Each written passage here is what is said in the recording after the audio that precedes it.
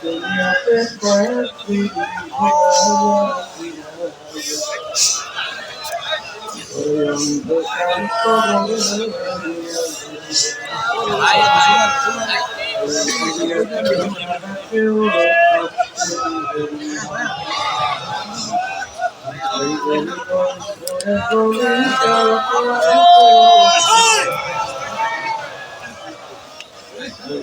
চিন্তা করিয়া দেখলাম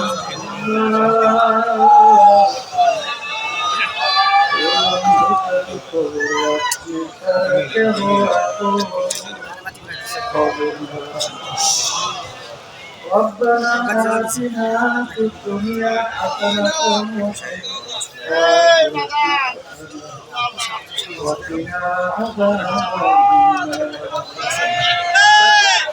ارحمهما كما ربياني سبحان ربك رب العزة عما يصفون وسلام على المرسلين والحمد لله رب العالمين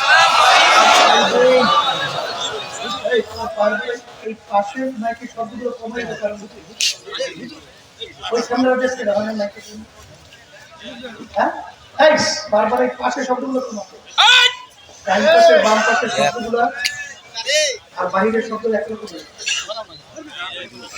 বারবার ঘুরে ঘুরে পাশে দুই পাশের ধরেন আধা ঘন্টা ধরে কইতে আছে এই আমাদের মাঠের পাশেই মার্কাজুল আমিন তাহফিজুল কোরআন মাদ্রাসার 5 জন ছাত্র হাফেজ হয়েছে হুজুর এখন তাদেরকে পাঠবি পড়াবে মোহাম্মদ মারুফুল্লাহ আমাদের মাসুদুল্লাহ ভাইয়ের ছেলে তিনি হাফেজ হয়েছেন মোহাম্মদ সানাউল্লাহ পিতা হাবিবুল্লাহ মোহাম্মদ ওমর ফারুক পিতা মোহাম্মদ আলী মোহাম্মদ মুশফিকুর রহমান পিতা রুমান মোহাম্মদ শাহিনুর রহমান পিতা শফিউল আলম মুফতি আশরাফ আহমেদ মোহতামিম অত্র মাদ্রাসা তার ছেলে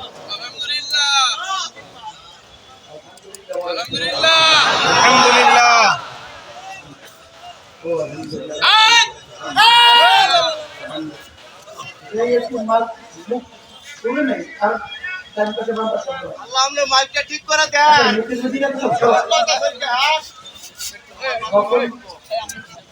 তখন মুখ দূরে রেখে কথা বলবো ডাক্তার কাজটা করতে হবে তখন বলতে হবে কষ্ট হবে আর যখন মুখের কাছে দিয়ে কথা বলে শব্দ হবে তখন বেড়ে নেবে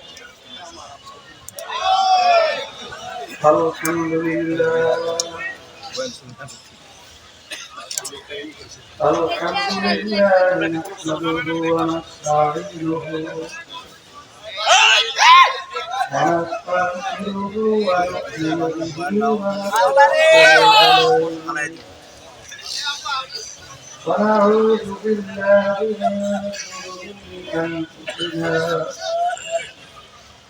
من يهده الله فلا مضل له ومن يضلل فلا هادي له ونشهد أن لا إله إلا الله وحده لا شريك له ونشهد أن محمدا عبده ورسوله أما بعد فأعوذ بالله من الشيطان الرجيم بسم الله الرحمن الرحيم يا أيها الذين آمنوا صلوا عليه وسلموا تسليما اللهم صل على سيدنا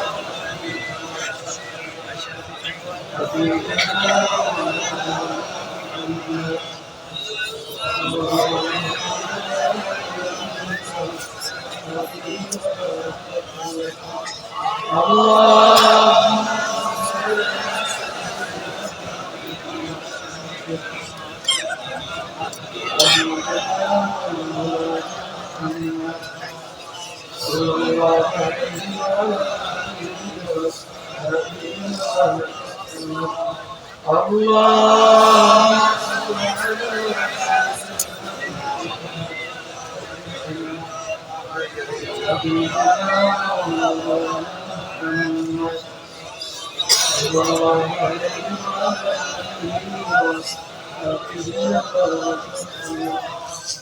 أعوذ بالله من الشيطان الرجيم بسم الله الرحمن الرحيم اليوم أكملت لكم دينكم وأتممت عليكم نعمتي ورضيت لكم الإسلام دينا صدق الله العلي العظيم শুকরিয়া আদায় করতেছি মহান রব্বুল আলামিনের কাছে। রব্বুল আলামিন এই মাহফিল আজকে শেষ দিন শেষ বৈঠক। কারোর জন্য এই বৈঠকে শেষ বৈঠক হতে পারে। নিঃশ্বাসের বিশ্বাস নাই, সেকেন্ডের কোনো ভরসা নেই। খুলনার মাহফিল এই শহরের মধ্যে মাহফিলে আল্লাহর বান্দা আমাদের দায়িত্বশীল মাত্র 35টা কত বছর ধরে মাহফিল শেষে বাড়িতে গেল। বাড়িতে যাওয়ার পরে দরজায় নক করছে 2-3 বার, এরপরে আর দুনিয়াতে নাই। আসলে কে কোন সময় কিভাবে রওনা করছে এটা আমাদের কারণ নয়। আর এমন একটা ব্যাপার, একবার যদি দুনিয়া থেকে কেউ বিদায় নিয়ে কবরে চলে যায়, দ্বিতীয়বার আর আসার কোনো সুযোগ নাই। আর দুনিয়া মাযরাতুল আখিরাহ, এই দুনিয়াতেই হলো যে জিন্দেগির কথা বলা হলো, গণনা করে গেলে ফেরত আসা যায় না। সেই জিন্দেগির সম্বল সম্পদ কামাই করার জায়গা। আর ওই জিন্দেগির মধ্যে চিরস্থায়ী শান্তির জায়গা থেকে আমরা যেন যেতে পারি, জাহান্নাম থেকে যেন বাঁচতে পারি, যে মুক্তি পাই, এই উদ্দেশ্যেই মাহফিলের ব্যবস্থা। মুজাহিদ কমিটি ঢাকা বিভাগ বহু কষ্ট করে, বহু অর্থ খরচ করে, দিন রাত চেষ্টা করি, তারপর আপনাদের এই মাহফিলের সুন্দর ব্যবস্থা। তাই সেখানে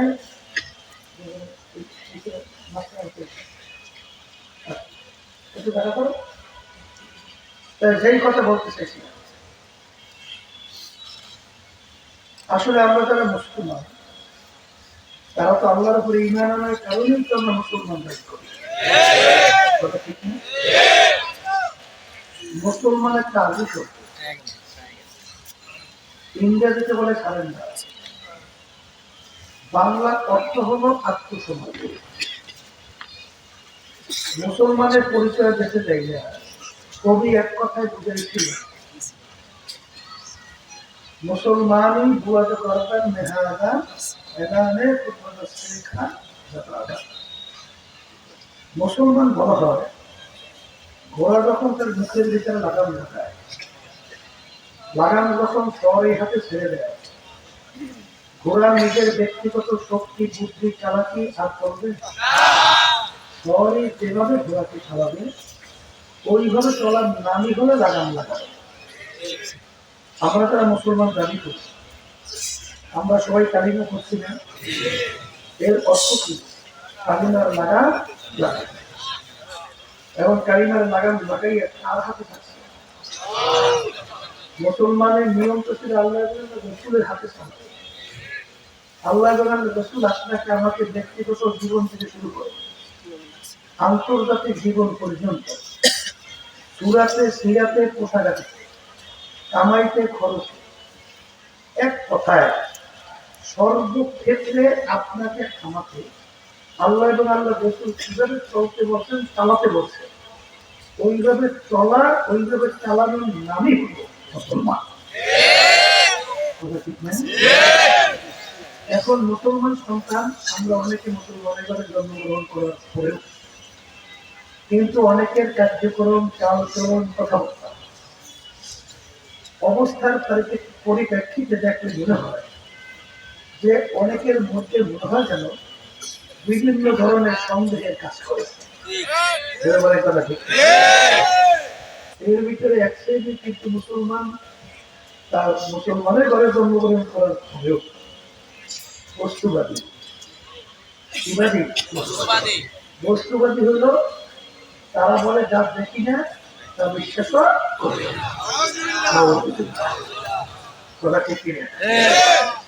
আর এক শ্রেণীর আছে এই সবই ঠিক আছে কিন্তু আশা, আরো বাঁচবো, আরো অনেক কিছু করবো, তারপর শেষ দিকে একটু তওবা করে ঠিক মতো আখেরাত কামাই করে কবর যাবে। কি কথা ঠিক কিনা? এইগুলো দেখবে এক শ্রেণী আমার বাঁচার না, হজ ফরজ হয়েছে, হজে যায় না। এবং শুনছি অনেক এরকম ঘুষ সুদ খেলিয়া তারপর বলে যে বুড়ো বয়সে হজে যায়, বুঝলে? ওই শুনছে হাদিসের মধ্যে আসছে আল্লাহ রাসূল সাল্লাল্লাহু আলাইহি ওয়াসাল্লাম বলছেন যে হজে যাওয়ার পরে মানুষ নিষ্পাপ হয় কেন? মায়ের কোলে সন্তান যেরকম নিষ্পাপ, হজে যাওয়ার পরেও এরকম নিষ্পাপ হয়। কথা ঠিক কিনা? বলে আগে পরে যা করে তোকে কই যাবে, তারপর হজে গেলেই তো সব শেষ।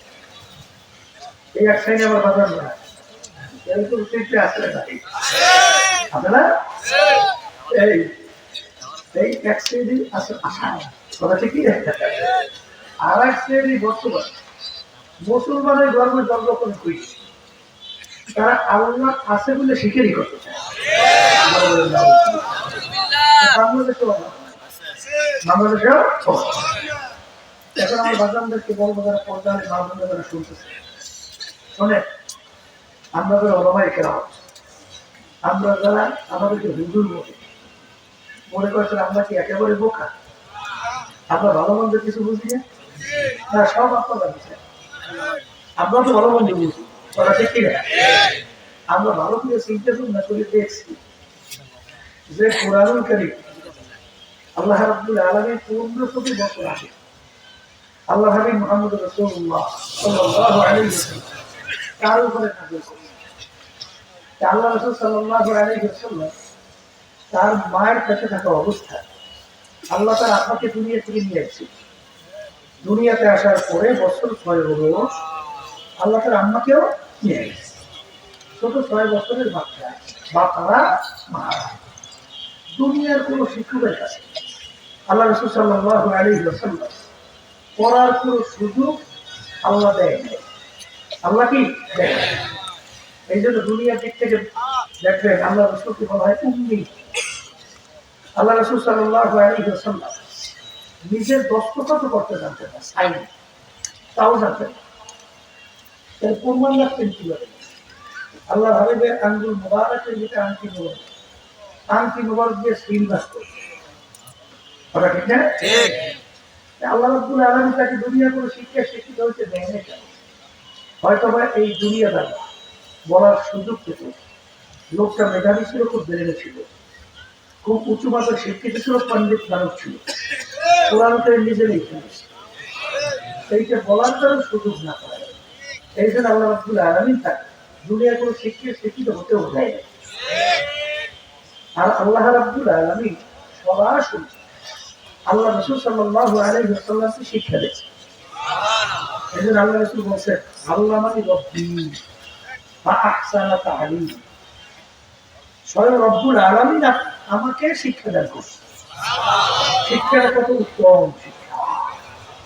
ওয়া আদাবানি রব্বী ওয়া আহসানা তা'লিম। আমার মালিক আমাকে আদব শিক্ষা দিয়েছেন। আদবটা কত উত্তম আদব। তাহলে স্বয়ং রব্বুল আলামিন তার কথা ঠিক না বেটি?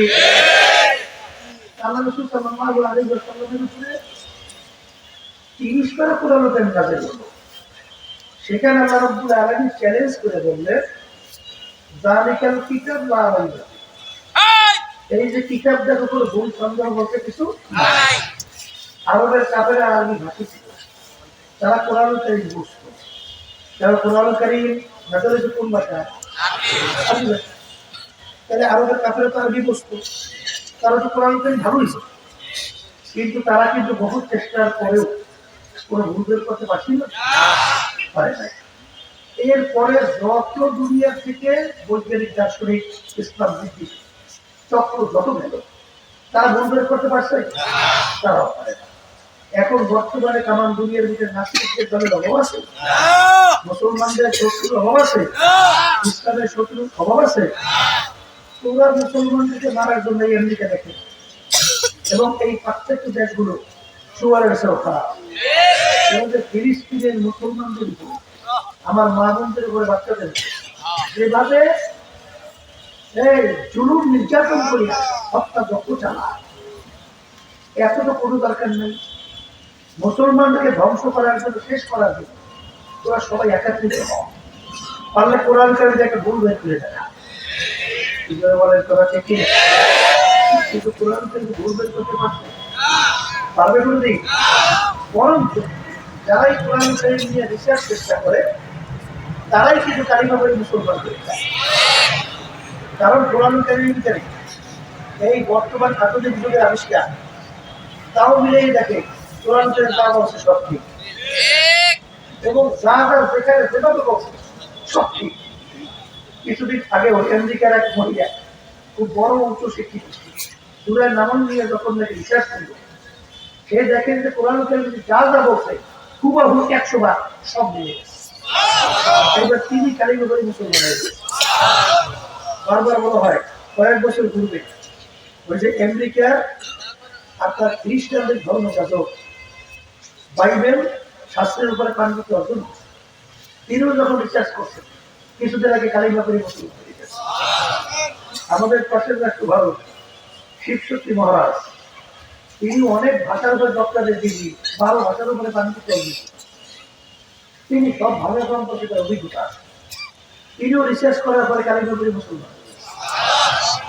এইভাবে যারাই কোরআন কারীম নিয়ে বিশ্বাস করে, তারাই কিন্তু কালিমা পড়ে কি হয়। কিন্তু এক শ্রেণীর মুসলমান আমার ভাইরা পর্যায়ে মানবে না, তাদের কোন শয়তানে ধরছে আল্লাহ ভালো করে কথা বলছে। এরা কোরআন কারীম দিয়ে, মুসলমান দিয়ে, ইসলাম দিয়ে এরা টিকতে পারে।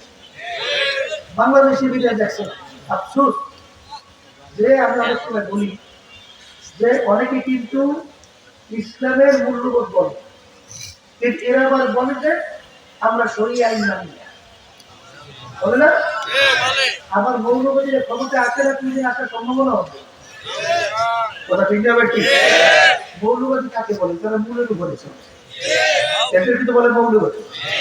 ওই হিন্দু মৌলবাদ কয় না ভারতে, কথা হয় না, কারণ ওই হিন্দু নিয়মগুলোকে মূলের উপরে আছে, এই জন্য হিন্দু মৌলবাদ।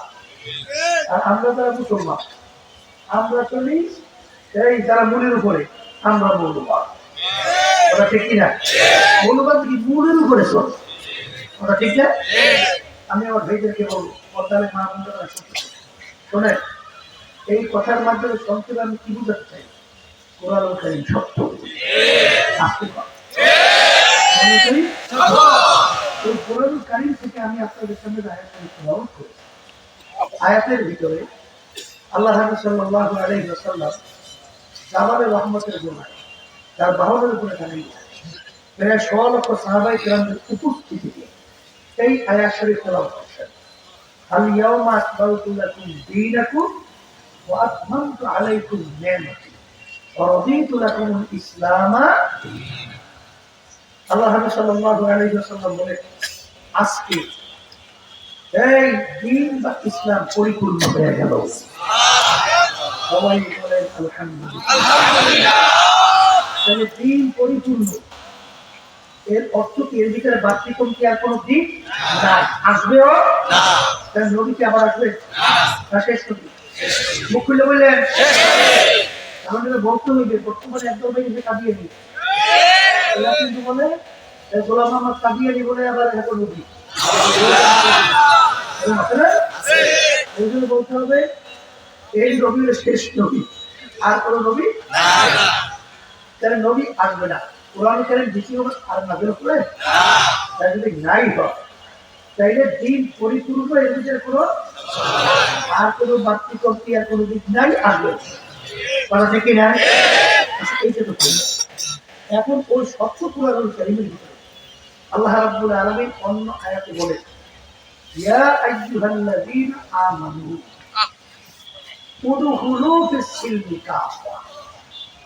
হে ঈমানদারেরা, যারা আমার উপর ঈমান রাখছো, যারা আমাকে বিশ্বাস করো, আখিরাতকে বিশ্বাস করো, বেহেশত ও জাহান্নামকে বিশ্বাস করো, যারা ফেরেশতা সহ এই যে ইমানের যে কতগুলো ব্যাপার আছে, আসমানি কিতাবকে বিশ্বাস করো, এখন তোমরা দিনের ভিতরে পুরি ভাবে ঢুকে যাও।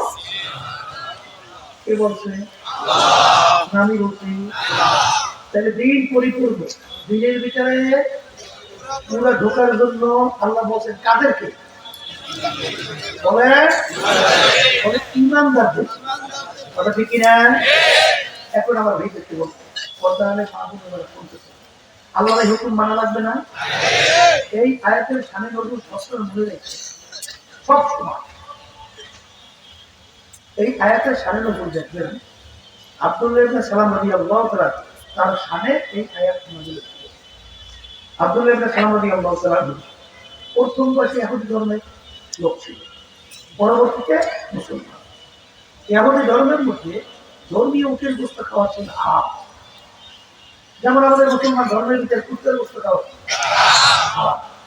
আচ্ছা বলেন তো, খুব উন্নত মানের মাংস দিয়ে, উন্নত মানের মশলা দিয়ে কেউ যদি কুত্তার গোশত পাক করে নিয়ে আসে, এখানে কারা আছেন বসে যে কুত্তার গোশত খেতে পারবে? পারবে? খাওয়া তো দূরে রেখো, ওর সামনে আপনি বমি। কারণ কি?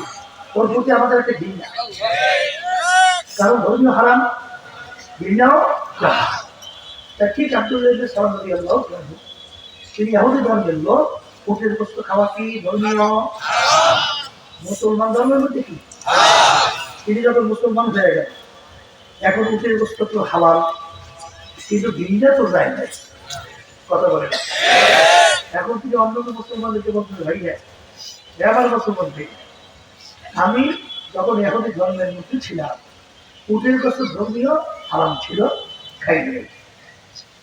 এখন মুসলমান ধর্মের মধ্যে উটের গোশত খাওয়া হালাল, আমি ওটাকে হালাল জানি। বলেন ওটাকে আমি হালাল জানি, কিন্তু যেহেতু কোনোদিন খাই যায় এই জন্য আমার খাইতে একটু ঘৃণা লাগে। তোমরা খাও। হালাল কিন্তু জানছে, বলেন বলেন হালাল কিন্তু খাইতে কি লাগে? এই শব্দের পরিপ্রেক্ষিতে আল্লাহ রাব্বুল আলামিন এই আয়াত নাযিল করেন, হে আব্দুল্লাহ ইবনে সালাম, আমার হালালকে হালাল জানলে খাইয়া প্রমাণ করে দেখানো লাগবে, কারণ আমার হালালের উপরে ঘৃণা। শব্দটা কি? আমার হালালের উপরে। শোনেন, আমরা এখানে অনেক আছি জীবনে উটের গোশত খাই নেই, এই জন্য আল্লাহ কি আমাদের ধরবে? আমাদেরকে যথাযথ করবে? এই উটের গোশত না খাইয়ে আসো বলবে? কেন বলবে?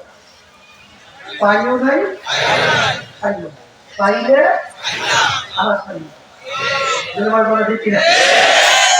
হালালের উপর ঘৃণা নাই। আব্দুল্লাহ ইবনে সালাম রাদিয়াল্লাহু তাআলা হালাল জানছে, কিন্তু একটু ঘৃণা। এই শব্দের পরিপ্রেক্ষিতে আল্লাহ রাব্বুল আলামিন এই আয়াত নাযিল করেন। আমার হালালকে হালাল জানলে হবে না, খাইয়ে প্রমাণ করে দেখানো লাগবে। এই মুসলমানিতে আমার ধর্মের কোনো কাজ। এখন আমার ভাইদেরকে বলবো, পর্দার আড়ালে মা বোনদেরকে বলবো, এতটুকু ব্যাপারে যদি আল্লাহ রাব্বুল আলামিন এই আয়াত নাযিল করে, তাই আমার বাজানদেরকে বলবো দিন পরিপূর্ণ, দিন কি? আর পুরা দিনের ভিতরে আল্লাহ ঢোকার জন্য আমার আব্বাজান রহমাতুল্লাহি আলাইহি জন্মের জন্য ঘুমাই আছে। আল্লাহ তাআলা বেহেশত বলেন এবং তার দুবারি ফরজ ও বরকত আমাদের জন্য নিষেধ করেন। আব্বাজান রহমাতুল্লাহি আলাইহি তিনি বলতেন, যে আল্লাহর বান্দা, আমার কবরে আমি যাব, তোমার কবরে তুমি যাবে। আল্লাহ বলছেন দিনের ভিতরে পুরো ঢোকু, নাহলে মুসলমানের কোনো কাজ হবে না। মাইকটা মরমারি করতে মানা করতে আগেই তো ভালো ছিল, ওইটা সবাই তো কাজ করে না। কত সুন্দর আছে, আবার ঘুরে শুরু করছে। সেই কথা বলতে চাইছি না, যে আপনাদের রহমতুল্লাহ ইয়ারই বলতেছে যে আমার মধ্যে দিনের যদি কোনো একটা অংশ কমতি থাকে, দয়া মায়া করে আপনারা আমাকে ভুলে যান। এই পুরার মধ্যে মনে আছে কথা ভালো করে বুঝবে, কারণ আল্লাহ বলছে পুরো মুসলমান এবং দিনের ভিতরে পুরো না দুই সময়। আমি পুরো দিনের ভিতরে দুইটা পুরো মুসলমান হয়ে কবরে যেতে চাই।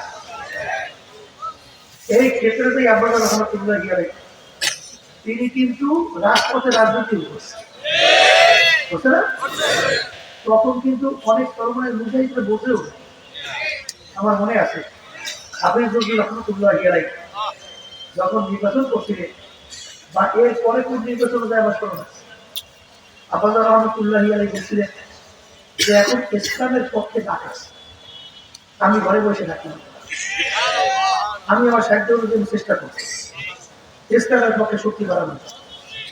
তিনি নামার পরে অনেক সরকারের বুঝে মন্তব্য করতে শুনছি, আমার সঙ্গে না শুনছি, পরে হুজুরের কাছে জড়িত হয়েছে আখিরাতের ব্যাপারে হুজুরে বলে, দুনিয়ার ব্যাপারে হুজুরে বলতে আছে। তার ব্যাপারে অনেক বিজ্ঞ, অনেক ব্যক্তি হুজুরের কাছে কাছে আখিরাত পাওয়া আছে, দুনিয়ার ব্যাপার তার কাছে। ওই মাহফিলের সর্বনের ময়দান প্রায় খান, অনেক বোঝাই যাই নেয় কি যাইয়ে বলবে। তখন আপনাদের রহমতুল্লাহ আলাইহি বলছিলেন যে বাজার আসলে আমার কাছে তোমরা মুড়িদ হয়েছে, আসলে ভুল হয়ে গেছে মনে হয়, আসলে আমার হচ্ছে যে তোমাদের কাছে মুড়িদ হওয়া।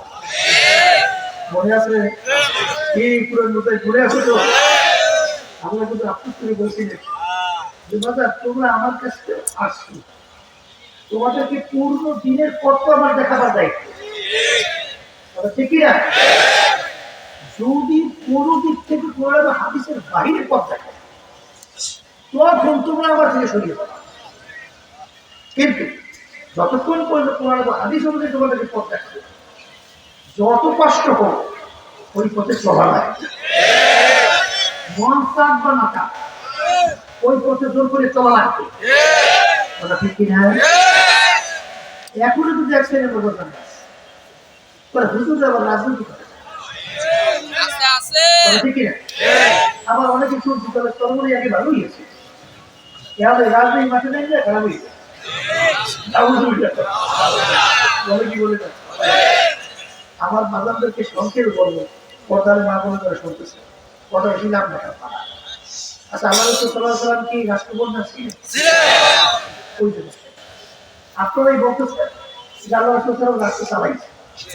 আচ্ছা সাহাবায়ে কেরামরা ছিল নাকি আপনারাই বলতেছেন তারাও ছিল? আচ্ছা তাহলে আল্লাহ রাসূল সাল্লাল্লাহু আলাইহি ওয়াসাল্লাম যেই কাজটা করছেন, সাহাবায়ে কেরামরা যেই কাজটা করছেন, তাই সেই কাজটা কি আমাদের করা লাগবে? এখন আমাদেরকে বলবো হ্যাঁ, কেউ যদি বলে যে এই প্রচলিত মানব রচিত পুকুরি তন্ত্রমন্ত্র, আজকে হাইকোর্টে গেছিলাম, সেখানে আমাদের আইনজীবী পরিষদের তারা একটা সম্মেলন, এই প্রথম দেশে ফেরার থাকবে, যাওয়ার পরে দেখলাম অনেকেই আসছে। তখন আমি বললাম যে শোনে, সৃষ্টি যার আইন হবে তার।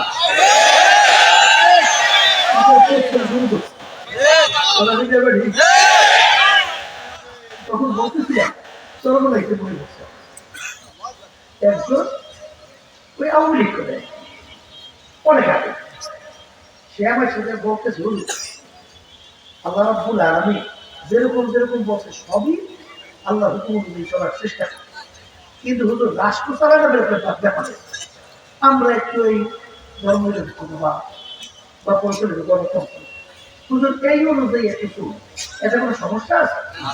এই যে আমাকে বলতে, তখন আমি বলতেছি তোমাকে একটা প্রশ্ন করেছি, তাইলে অন্যান্য সব ব্যাপারে আল্লাহ রাব্বুল আলামিন মানে পারে, সব ব্যাপারে আল্লাহ পারে, কিন্তু রাষ্ট্র পরিচালনার ব্যাপারে এখানে আল্লাহ পারে, এখানে আল্লাহ পারে না।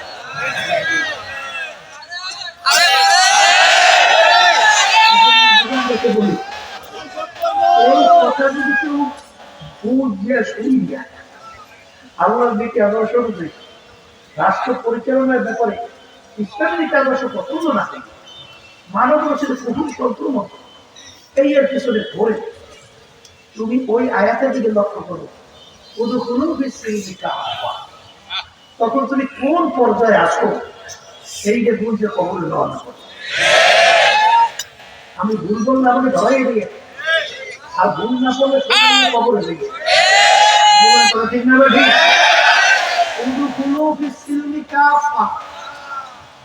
পুরাপুরি দিনের ভিতরে ঢোকো, কিছু মানুষ কিছু মানুষ নাই, পুরা মুসলমান করতে পারো ঠিক কিনা? শোনেন, আল্লাহ রাব্বুল আলামিন আমাদের হুকুম করছেন আকিমুস সালাহ, এই জন্য আমরা নামাজ পড়ি না, কথা বলেন না। আল্লাহ রাব্বুল আলামিন বলেছেন কুতিবা আলাইকুমুস সিয়াম, তোমাদের রমজান মাসে রোজা ফরজ করছি, এই জন্য আমরা রোজা রাখি না, কথা বলে না। আচ্ছা, যাকাত দেওয়ার জন্য কি হুকুম করছে? হজ ধনী হলে আদায় করার জন্য কি হুকুম করছে? এগুলো মানে কার হুকুম? সেইগুলিকে আমাদেরকে নামাজের হুকুম করছে, রোজার হুকুম করছে, অন্যান্য ইবাদতের হুকুম করছে। সেই মানে কিন্তু কোরআন কারীমের ভিতরে কি বলছে? আকিমুদ্দিন, তোমরা দিনকে প্রতিষ্ঠা করো, দিনকে দিন প্রতিষ্ঠা মানে নিজে ব্যক্তি আমল করলেই হবে না, পরিবার পরিজন সমাজ রাষ্ট্রের মধ্যে আমার দুনিয়ার ভিতরে আন্তর্জাতিক ভাবে দিন প্রতিষ্ঠার জন্য তোমার স্বার্থ অনুযায়ী তুমি চেষ্টা করো, ঠিক কিনা? ওইটা আমলের শিখা, ওইটা আমলের হুকুম, আর এইটা বলতে আমল না, এই ব্যাপারে একটা চেষ্টা করবেন না। তাইলে আপনি কি পূর্ব দিনের ভিতরে ঝামেলা আছে না? এই জন্য আমার ভাইদেরকে বলবো, প্রধানের মা বোনেরা সব এই যে নিয়ে ঝামেলাটা বেশি, এই জন্য একটু বলতেছি, অনেকে আবার বিরোধ করবেন না, কারণ এখানে আমরা আসছি দিন সম্পর্কে জানার জন্য। দিন সম্পর্কে এই যে না বলতে বলতে এখন আমাদের বিভিন্ন চিন্তার ব্যবধান এসে গেছে, এটা বলতে হবে, এটা দিনের একটা অংশ, কথা ঠিক কিনা? আচ্ছা, আপনাদের কথা বলে যে প্রায় 550 উপরে আয়াত আছে যেটা রাষ্ট্র পরিচালনার ব্যাপারে, এই আয়াতগুলো আপনি বাস্তবায়ন কেমনে করছেন? হ্যাঁ, কেমনে করবেন? এই জন্য আমার দাদাদেরকে বলবো, পর্দার মা বোনেরা শুনতেছে, যেই কথা বলতে চাইছি বলছি উদুখুলু ফিস সিলমি, তাই তোমরা পুরোপুরি দিনের ভিতরে কি ঢোকো। আর আল ইয়াউমা আকমালতু লাকুম দীনাকুম, দিন পরিপূর্ণ। এখন দিন কাকে বলে এইটা আমরা জানার পরে আবার বলছি, অনেক নতুন বাজান আছে, পর্দারে মা বোন আছে, দিনের ভিতরে আল্লাহ পুরো ঢুকতে বলছেন এবং দিন পরিপূর্ণ। আল্লাহ সাল্লাল্লাহু আলাইহি ওয়াসাল্লাম সাহাবায়ে কেরামদেরকে নিয়ে মজলিসে বসেছেন, ওমর রাদিয়াল্লাহু তাআলা তিনিও এই মজলিসের মধ্যে ছিলেন। এক ব্যক্তি আসছে, সাহাবায়ে কেরামরা বলতেছেন ব্যক্তিকে আমরা কেউ চিনি না, ব্যক্তি মদিনা শরীফের লোক না, যদি মদিনা শরীফের লোক হতো আমরা চিনতাম। ব্যক্তি মুসাফির না, মুসাফির যদি হতো তাহলে কিছু আলামত চিনত তার সঙ্গে থাকতো, এরকম কোনো আলামত চিনত না। ব্যক্তি করোনার ভিতরে পোশাকে সাদা বদ্ধ, একেবারে পরিবেশ, মাথার ভিতরে চুলগুলো কালো বৃষ্টি একেবারে সাজানো গোছানো, তাই না? ব্যক্তি গাইছে সরাসরি দেখলাম আল্লাহ রাসূল সাল্লাল্লাহু আলাইহি ওয়াসাল্লামের হাঁটু বুকের হাঁটু বুকের মিশে গেছে, অন্য বয়সের ভিতরে আছে, আল্লাহ হাবিবের 2 হাঁটুর উপর হাত রাখছে, কথা ঠিক না? ঠিক হাদিস সহিহ না? এখন আল্লাহ রাসূল সাল্লাল্লাহু আলাইহি ওয়াসাল্লামের সঙ্গে হাঁটু ভাবে যখন নিচে বসতেন, বসার পর সাহাবায়ে দেখতেছে ব্যাপার এদের কি এত বড় সাহস, আল্লাহ হাবিবের সঙ্গে ভেসে দিয়ে বসছে। তাহলে বোঝা যাবে ব্যক্তি আল্লাহ রসুলের সঙ্গে আগেই পরিচয় আছে। যেমন পরিচয় ব্যক্তি ছাড়া, চেনা ব্যক্তি ছাড়া কেউ আপনাদের গাড়িতে তৈরি ভেসে বসতে পারে? তাহলে আগে থেকেই পরিচয় আছে। আগামী ব্যক্তি তিনটে প্রশ্ন করছে আল্লাহ রসুল সাল্লাল্লাহু আলাইহি ওয়াসাল্লামকে। এর ভিতরে একটা প্রশ্ন, ভাল ঈমান ইয়া রাসূলুল্লাহ। আল্লাহ রসুল সাল্লাল্লাহু ঈমান কাকে বলে?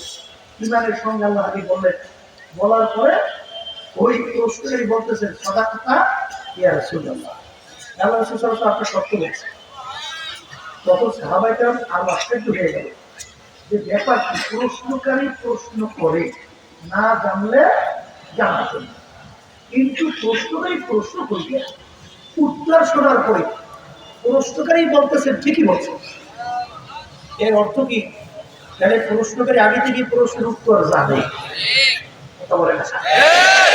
দ্বিতীয় প্রশ্ন, মানে ইসলাম ইয়া রাসূলুল্লাহ সাল্লাল্লাহু আলাইহি ওয়াসাল্লাম, আল্লাহ রাসূল ইসলাম কাকে? আল্লাহ রাসূল সাল্লাল্লাহু আলাইহি ওয়াসাল্লাম বিভিন্ন আমলের কথা বলেন, আল্লাহ রাসূল ঠিকই বলছেন। তিন নম্বর প্রশ্ন, মাল ইহসান ইয়া রাসূলুল্লাহ, হুজুর ইহসান কাকে বলে? আল্লাহ রাসূল সাল্লাল্লাহু আলাইহি ওয়াসাল্লাম বলেন, আনতা আবুদাল্লাহ কাআন্নাকা তারাহু ওয়া ইন লাম তাকুন তারাহু ফা ইন্নাহু ইয়ারাক। এমন ভাবে তোমরা আল্লাহকে ইবাদত করো ওই একটা মনে হয় আল্লাহকে দেখ। এই অবস্থা ভিতর তৈরি না হলে অন্তত এতটুকু খেয়াল করো, যদিও নাকি আল্লাহকে দেখি না, কিন্তু আল্লাহ তো আমাকে দেখে। এই দুই অবস্থার বাহিরে কোন ইবাদত কবুল হবে না। বলেন ইবাদতের অবস্থা কয়টা? সবাই বুঝতে বলেন কয়টা? হয়তো আল্লাহকে দেখতেছি, অথবা আল্লাহ আমাকে। এই দুই অবস্থার বাহিরে কোন ইবাদত কবুল হবে না। নামাজও কবুল হবে না, রোজাও কবুল হবে না, অন্য হজ সহ অন্য ইবাদত কবুল হবে না। হয়তো আল্লাহকে দেখতেছি, বলেন বলেন, অথবা আল্লাহ আমাকে। এক শ্রেণী বর্তমানে কিন্তু আছে, এই যে তাসাউফ, এটা কিন্তু অস্বীকার করে। এমন মানতেই চায় না। কথা ঠিক না? ঠিক। ইবাদতের ভিতরে অবস্থান কয়টা? দুইটা না? কয়টা? একটা বাহ্যিক, একটা ভিতরে। আপনার নামাজে তার দিচ্ছে বাহ্যিক খরচ আছে না? কাপড় পাস, বাটা পাস, করলাম কুড়িয়া, দাঁড়াইতে হবে, দাঁড়াই নামাজ পড়া, কথা না? যেখানে দূরে করা, দূরে করা, শরীরে তেলাওয়াত করা কি আছে না? এইটাই বাহ্যিক। এটা কি? আর নামাজের ভিতরে খুশু খুশু এটা কি? গোপনীয়। এটা কি? আল্লাহ রাসূল সাল্লাল্লাহু আলাইহি ওয়াসাল্লাম কি বলেন? লা সালাতা ইল্লা বিহুজুরিল সালাত। যেই নামাজের ভিতরে হুজুরি সালাত থাকবে না, খুশু খুশু থাকবে না, সেই নামাজগুলি পড়বা ঠিকই, নামাজ হবে না। কথা কয় না? তাহলে ইবাদতের অবস্থা কয়টা? আবার করবেন এই দুই অবস্থার বাইরে কোনো ইবাদত গ্রহণযোগ্য হবে? এখন কি পাইলেন? ঈমান, ইসলাম, ইহসান। এই তিনটে জিনিস যখন বললে আগাম প্রত্যেকটি চলে গেছে। কি করছে? চলে গেছে। আল্লাহ রাসূল সাল্লাল্লাহু আলাইহি ওয়াসাল্লাম বলেন, সাহাবায়ে কেরামরা কি এই ব্যক্তিকে তোমরা কেউ চেনো? সাহাবায়ে কেরামরা বলতেছেন, আল্লাহ রাসূল সাল্লাল্লাহু আলাইহি ওয়াসাল্লাম, আমরা ব্যক্তিকে চিনি না। আমরা ব্যক্তিকে চিনি না। তখন আল্লাহ রাসূল সাল্লাল্লাহু আলাইহি ওয়াসাল্লাম বলেন, জিবরাইলু আতাকুম লিউআল্লিমাকুম দীনাকুম। জিবরাইল আমিন আসছে। বলেন কে আছে? কেন আসছে? তোমাদেরকে দ্বীন শিক্ষা দেওয়ার জন্য। সবাই বলে জিবরাইল আমি সরাসরি আইসা সাহাবায়ে কেরামদের মজলিসের মধ্যে দ্বীন শিখে গেছে। কথা ঠিক হবে? ঠিক। তাহলে আমরা তিন পেলাম, কয় জিনিস পেলাম? তিন জিনিস। বলে কয় জিনিস? বলে ঈমান, ইসলাম, ইহসান। কথা ঠিক? আর আমি কি বলছিলাম? আল-ইয়াওমা আকমালতু লাকুম দীনাকুম ওয়া আতমামতু আলাইকুম নি'মাতি ওয়া রাদিতু লাকুমুল ইসলামা দীনান। তাহলে তিন পরিপূর্ণ।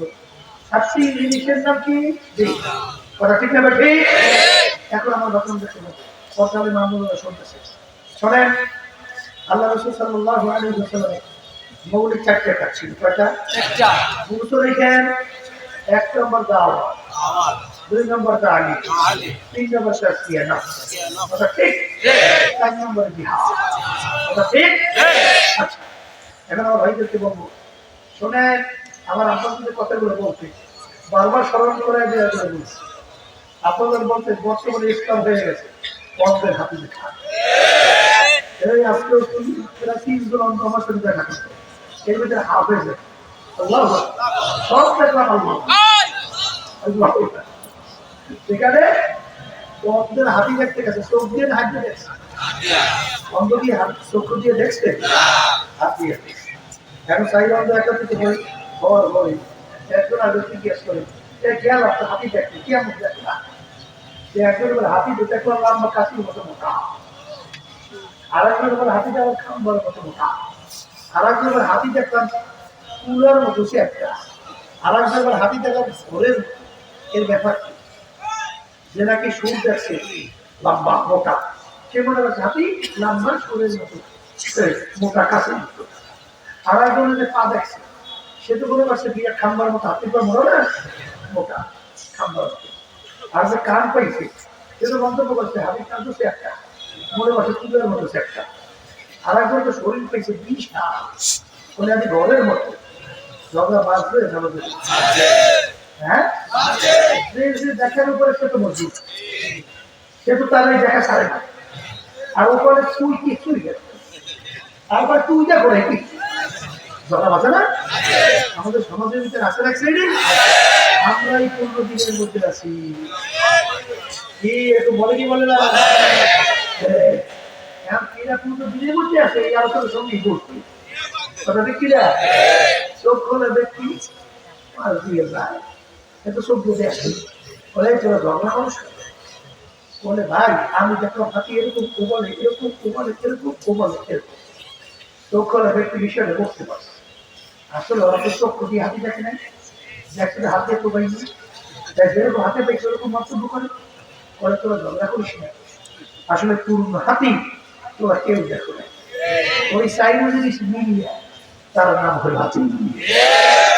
বর্তমানে সিনেমা বাজানো শুধু দাওয়াতের মধ্যে আছে, শুধু তালিমের খবর নাই। যদি সুরা জিজ্ঞেস করে মাসালা জিজ্ঞেস করে তখন ব্যাপার আর কিছু হয় না। আসতে পার নামাজের ভিতরে ক্লাস হয়ে গেলে তেলাওয়াত করা কি বলে নামাজি হবে দেখি না। আপনি যদি ইবাদতের ভিতরে জরুরি মাসালাগুলো না জানেন তাহলে আপনি ইবাদত করবেন কেন? এই ক্ষেত্রে যে আমরা বলবো জনগণের কোনো মুজাহিদ মূর্খ থাকতে পারে, প্রত্যেকটা মুজাহিদ কামেল হয়ে যায়। এরকম দাউদ হাদিস কামেল কাছে রাখেন না, আমল করার জন্য যে হেরে ওইটা শিখতেই হবে। অনেকে শুনছি যে আপনারা সাপ্তাহিক তালিমে যান না, হালকায় যান না। তালিম হালকায় যান না, তাহলে আপনি আলেম হবেন কিভাবে? সহদিন বন্ধনের সংস্পর্শ পাইবেন কিভাবে? শোনেন নাই ঘটনা? ওই যে চরমনাই মুজাহিদ খুলনা কথা বলছে, এমন বয়স্ক হয়ে গেছে আল্লাহর মধ্যে কিন্তু হাঁটতে পারে না। তারপরও তালিম হালকা সাপ্তাহিক থাকতো না। এখন যাইতে হইলে কয়েকবার বিশ্রাম করে তারপর যাইতে হয়। এখন ইসলাম সাহেব রহমতুল্লাহি আলাইহি তিনি বলতেছেন দাদা আপনার তো বয়স বেশি হয়ে গেছে, এখন আপনার না গেলেও তো পারে। বলে আল্লাহর কুতুব দাদাদের কথা বলছি, ইসলাম সাহেব রহমতুল্লাহি আলাইহি বলছেন তাদের আব্বাজানের কথা বলছেন যে বাজার তোমরা যদি এক তালিম হালকায় থাকো এরপর অন্য তালিম আসার মাঝখানে যদি তোমরা ইন্তেকাল করো তাইলে তুমি তলেবে এলেন হিসাবে শহীদ দরজা পাইয়া বিনা হিসাবে বেহেশতে দাও। কারণ তলেবে এলেন যে এমনি দিন থেকে এই অবস্থায় যদি কেউ দুনিয়া থেকে বিদায় হয় সে শাহাদতের দরজা পাবে কথা পায় না। সেও তো তলেবে এলেন, সে তো সাপ্তাহিক তালিমের ভিতরে মাসালা শেখে, কোরআন কারীম সহি করে কথা পায় না। ধরে মাসালাগুলো জানে, সেও তো তলেবে এলেন। এই আমি চাইতেছি আল্লাহ যেন আমাকে শাহাদতের দরজা দান করে। আল্লাহু আকবার। এবং আল্লাহ শাহাদতের দরজা দান করতে তার নমুনাও ছিল। কথা বুঝতে তো বলছেন না? তার কথাই মনে করে ইন্তেকালের আগে আগে হ্যাঁ শুনছিলাম যে ঘরের ওই চালের থেকে একটা আলো দূরের মতো ইচ্ছা তার চেহারা মধ্যে ঘুরে ইন্তেকালের পরে তার চেহারা চক চক চক চক চক চক করছে। যেই কথা বলতে চাইছিলাম যে এক শ্রেণীর চরমরাই মুজাহিদ মনে করছে যে আলিশে করিয়া এখন সাপ্তাহিক কালীন হালকায় যান, কিন্তু বাজার ভালো করে দেখে দেখে এই শহীদি দরজা চান না চাই আপনারা খাবেন খাওয়া যাবে। এই কালীন এবং হালকার ভিতরে থাকলে আল্লাহর ফজলে দেখা গেছে যে অনেক চরমরাই মুজাহিদ রিক্সা ছাড়া, কিন্তু আল্লাহর রহমতে তার সুন্নাতের উপরে তার এত এলেন কোনটা সুন্নাত কোনটা সুন্নাত না, কোনটা ফরজ না, কোনটা ওয়াজিব না, কোনটা এই মাত্র তাহারি না এবং কোনটা সুন্নতে মুআক্কাদা, এইটা আল্লাহর রহমতে জিজ্ঞেস করার সঙ্গে সঙ্গে টাস টাস করে বলে। এই অনেক সময় বলি যে আমাদের জন্ম নাকি আমারও ছাড় ছিল BSc master BSc first class পাইছিল ওই জন্য আল্লাহর ভয় বড় চাকরি হয়েছে, বড় অফিসার হয়েছে, ওই সময় বিএসসি ফার্স্ট ক্লাস বড় হয়েছে, বড় অফিসার হয়েছে, কিন্তু দেখতেছে হালালের উপরে চলা বড় করছে সেই জন্য সবার মাথা সেই ওষুধের ঘরে তার উপাধি পাইছে বিএসসি মুক্তি। কি মুক্তি? বিএসসি মুক্তি। ব্যাপার কি বিএসসি মুক্তি কি? অর্থাৎ মাসালা জিজ্ঞেস করার সঙ্গে সঙ্গে মোটা মুখস্থ আর মুখস্থ বোঝেন তো কি বলছে? মুখস্থ হলে চিন্তা করিয়ে পড়ে আর মুখস্থ হলে চিন্তা করার করতে পারি ওই জন্য বলছে মুখস্থ। এই মুখস্থ আর মুখস্থ এমন ভাবে মাসালা আয়ত্তে নিয়ে আসে বলার সঙ্গে সঙ্গে মুখস্থ বলতেই আসে কথা ঠিক না?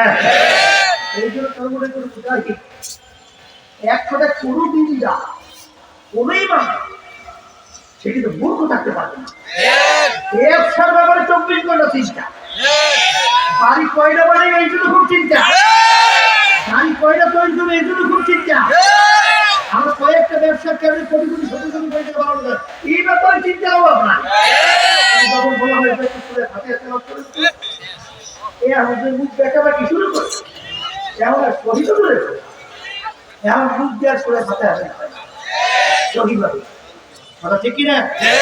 এই জন্য 2 নম্বর শপথের পরে যখন 3 নম্বর শপথ নেবে ওই কিরাত নামাজের ভিতরে যতটুকু সহি দরকার এটা না হওয়া পর্যন্ত শপথ দেওয়া হয় না। কথা ঠিক কিনা? এই জন্য আমার বাজানদেরকে বলবো এই তালিম এটা কিন্তু ফরজ।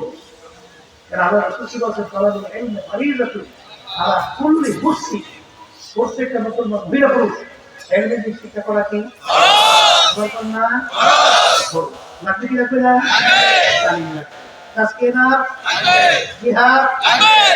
বর্তমানে কিন্তু দেখবে তাজকিয়া না এক শ্রেণীর আমার বাচ্চারা আছে, কিন্তু জিহাদের ব্যাপারে কিন্তু খবর নাই, তালিমেরও খবর নাই, কিন্তু আসলে ওটাই কথা ঠিক কিনা? এই জন্য আপনাদের বলতে দেখো আমার সবকিছু আছে কিনা এবং তোমাদেরকে সেইভাবে বলি কিনা। তা আজকে আমার বাচ্চাদেরকে বলবো যে এত কষ্ট করে এই মাহফিলের ব্যবস্থা পর্দারে মামলা ঘর বাড়ি ছেড়ে আসছে কি পূর্ণ কি এটা আমাদের বুঝতে হবে এবং পুরো দিনটা হইয়েই আমাদেরকে কবরে দেওয়া হবে। কবরে দেওয়ার ব্যাপারে আগে সতর্ক বাণী হিসেবে বলছে ওয়ালা তামুতুন্না ইল্লা ওয়া আনতুম মুসলিমুন। খবরদার সতর্ক বাণী। কি বাণী? মুসলমান না হইয়া কেউ মরিও না। কে বলছে? কে? মুসলমান না হলে কেউ বলবে। এখন পূর্ণ মুসলমান না হইয়া, এই পূর্ণ মুসলমান অর্থ কি?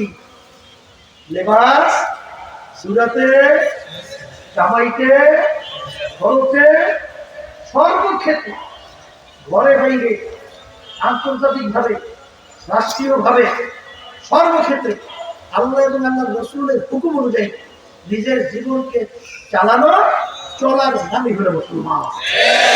নিজে আসুক, চলা আসুক, ঠিক।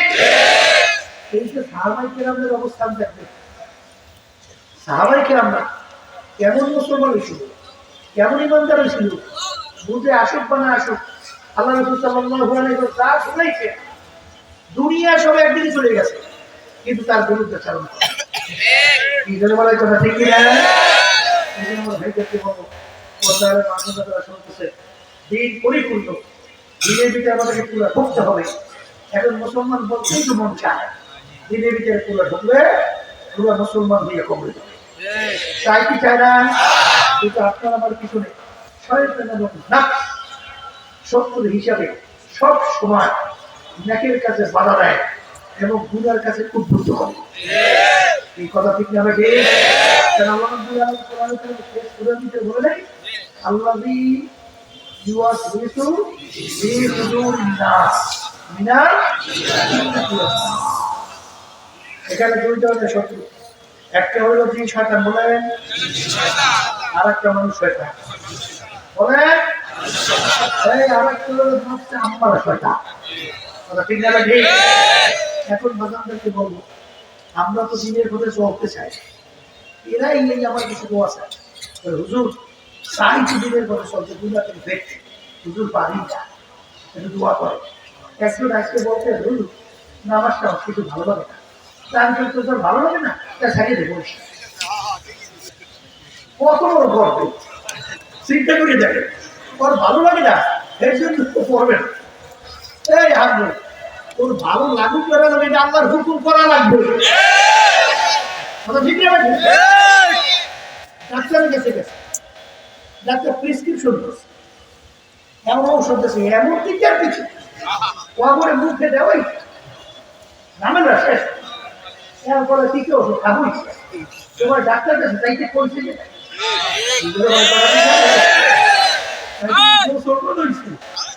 আল্লাহ আল্লাহ রসুলের হুকুম বলতে ভালো লাগে না, বলাই যাবে না, লাগুক বন্ধ লাগবে, আল্লাহ রসুলের তৈরি করে চলা লাগবে। এখন এই শয়তানের উদ্ধার আল্লাহ রাব্বুল আলামিন কোরআন কারীমে বলছেন, দুনিয়া এবং এই দুনিয়ার ভিতরে চাকচিক্য হয়, তোমাদের কাছে এইভাবে উপস্থাপন করে শয়তান, করার পরে তোমাদের দেহ মন ওদিকে ঝোঁকে, ঝোঁকার পরে ওদিকে তোমরা ঝুঁকে হবে। এই শয়তান তোমাদের প্রকাশ্যে জাহের বাহের শত্রু, এই শত্রু থেকে বাঁচা লাগবে। এই বাঁচার জন্য আল্লাহর জিকির বেশি বেশি করা লাগবে।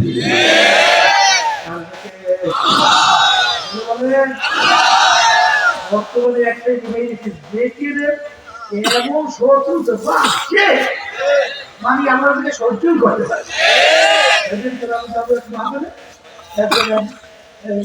আসুন তাদের পুণ্যাস করলাম, এখন এই অনেক ছাত্ররা আপনাকে একটু জিকির করতে আসে, তাই হেয়ের ভিতরে একজন করে আসবে, কোথার থেকে আসছে, ওখানে বারান্দায় নামাজ পড়ছে, নামাজ পড়ে বলে ওরে ক্ষিপ্ত বলে হইছে অনেক কিসের থেকে মানে মনে হয় খাইয়া করি, ও থেকে শুধু মনে হয় গায়ে আগুন ধরে গেছে। কথা ঠিক কি? আল্লাহর নাম শোনার পরে ওর কাছে ভালো লাগে, কিন্তু ওর কাছে খারাপ লাগবে।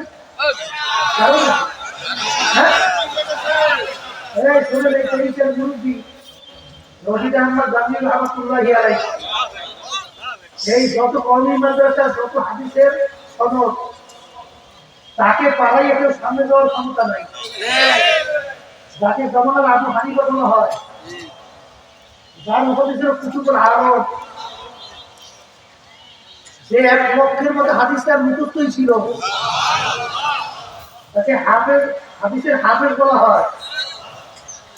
পাগলামি মনে পড়ছে, এ আমাদের এই চরিত্রের বলেছে, এ আমাদেরকে এইভাবে জিকির মাত্রা গিয়ে শিখিয়ে দিয়ে গেছে। বাচ্চাদেরকে বলবো আল্লাহ রাব্বুল আলামিন আয়াত নাযিল করে, কি নাযিল করে?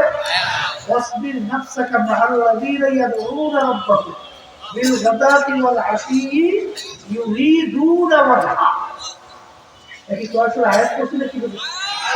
আজকে তো আল্লাহ রাসূলের উপরে আয়াত নাযিল হয়, হে রাসূল আপনি তাদের সঙ্গে নিয়ে বসে যারা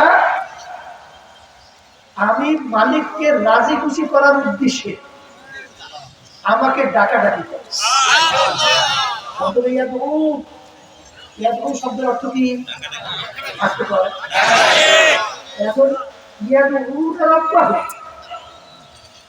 আমি মালিককে ডাকাডাকি করি। আচ্ছা, এখন আপনি চুপ করে বসে রয়েছে, এখন আমি উঠতে পারে তোর ডাক্তার কি আইনি না আমার ডাক্তার জানতে হলে শব্দ বলা লাগবে। জানতে কি লাগে? শব্দ আপনি করে দিকে আসে এই ডাকে। এখানে ডাকের প্রমাণ পাওয়া গেছে, একটু শব্দ প্রমাণ পাওয়া গেছে যে একটু শব্দ করে আল্লাহ জিকির করা। আমাকে ডাকাডাকি করে, আমাকে ডাকাডাকি করে। তাহলে এখন ডাকাডাকি করবে, এক শ্রেণী করে ডাকাডাকি করতে বলা হারাই গেছে মধ্য বাবা শব্দটা কি? আমার বলেন আমার কথা আছে, ডাকাডাকি করবে মধ্য বাবা, কিন্তু পাশে নামাজের সময় নামাজ পড়ে কোরআন কেউ তেলাওয়াত করবে এবং কেউ ঘুমিয়ে আসে, তখন তার বসে বসে ধরে জিকির করা ওরা ঠিক যাবে ঠিক, কিন্তু কেউ নাই, আর এই ঝামেলাও নাই, মানে এই অবস্থাও নাই, তাই সেখানে কি ডাকাডাকি করা যায় নাই? কিন্তু আওয়াজটা হবে কি? না এখানে পাই না আওয়াজ, আওয়াজ পাইছে?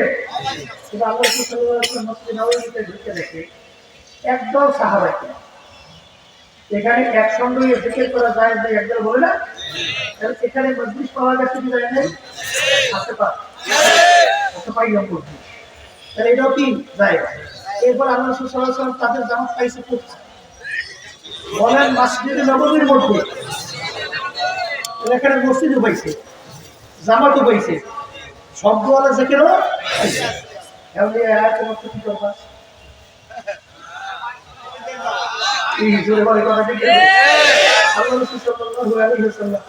তাদের সঙ্গে বসলো, বৈশা শুকরিয়া আদায় করে আল্লাহ হাবিব বলেন, মালিক আপনি আমার উম্মতদের ভিতরে এরকম একটা জামাত রাখছেন যাদের সঙ্গে আপনি আমাকে বসার জন্য হুকুম করছেন। আল্লাহ আপনি এদের সঙ্গে আমাকে বিয়েতে রেখে কিয়ামতের ময়দানে গিয়ে এদের সঙ্গে একসঙ্গে আমাকে আমরা ঢোকার ব্যবস্থা আপনি করে দিই। এখানে আমাদের তাদের জন্য দোয়া করছে, আর এক সাইড বর্তমানে জিকের এত ফতুয়া শুরু হয়েছে, এখনো শেষ। ওদিকে বিপরীতে মহিলাকে পাশে নিয়েছে চা নাস্তা করে, এবার বলে ফতুয়া এই করে প্রচলিত গণতন্ত্রকে যাইবে শুনে পুলিশে মানলে তার ইমান থাকবে না, কিভাবে খবর নাই।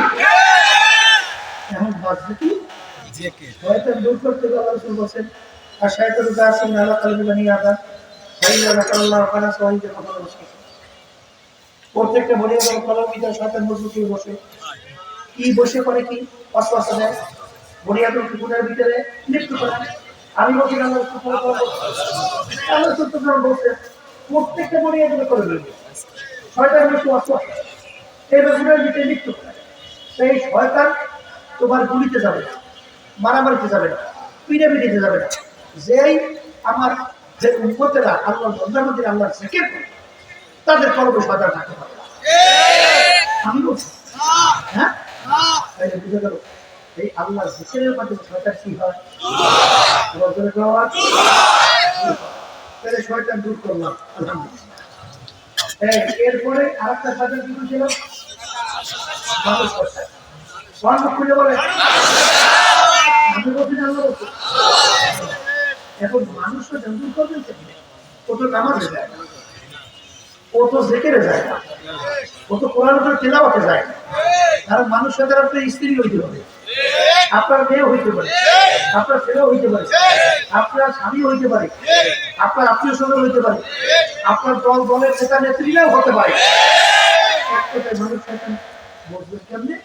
এক কথায় বুঝতে রেখে যে আপনাকে গুনার ব্যাপারে উদ্বুদ্ধ করে, বলে যে আপনাকে গুনার ব্যাপারে উদ্বুদ্ধ করে, সে যে হোক সেই মানুষ। ঠিক না ঠিক? এই অনেকে মনে করে আমার ছেলে, আমার মেয়ে, আমার অমুক, আমার দল, আমার নেতা নেত্রী, কিন্তু ভালো করে জানিয়ে রাখা লাগবে ওই দুয়ারে চলে করছে না, তার সাথে কেনার ছিল কাপ।